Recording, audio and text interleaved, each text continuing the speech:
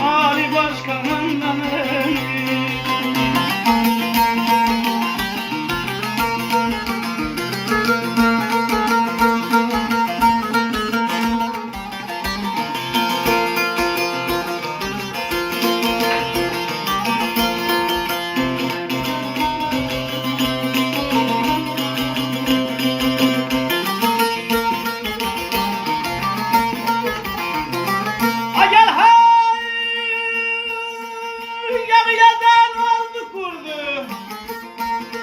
Düşmanın boynunu vurdu, demir yumruğu başa vurdu, demir yumruğu başa vurdu. Kim, han kim, ben kim?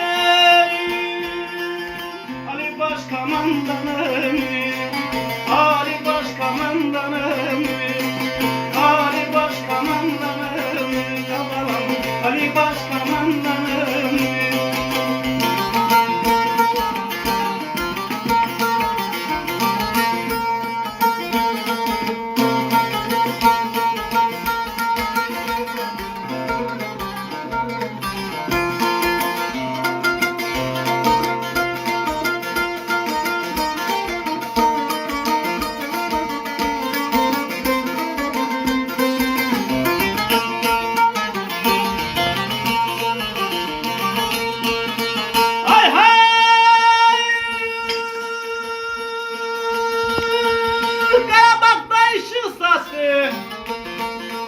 Hasret bizden uzak kaçtı,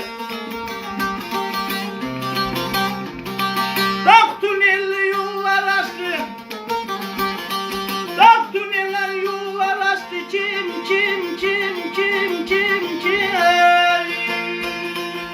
Ali Başkomandanım, Ali Başkomandanım, Ali Başkomandanım.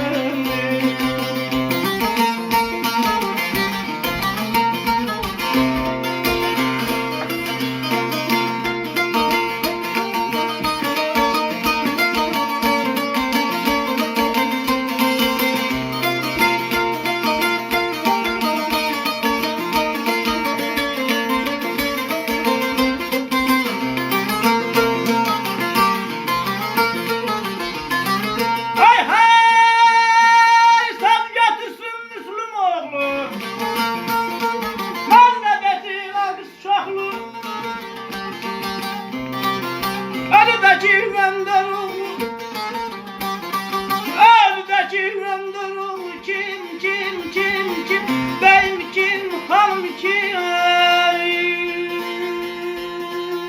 Ali Başkomandanım, Ali Başkomandanım, Ali Başkomandanım.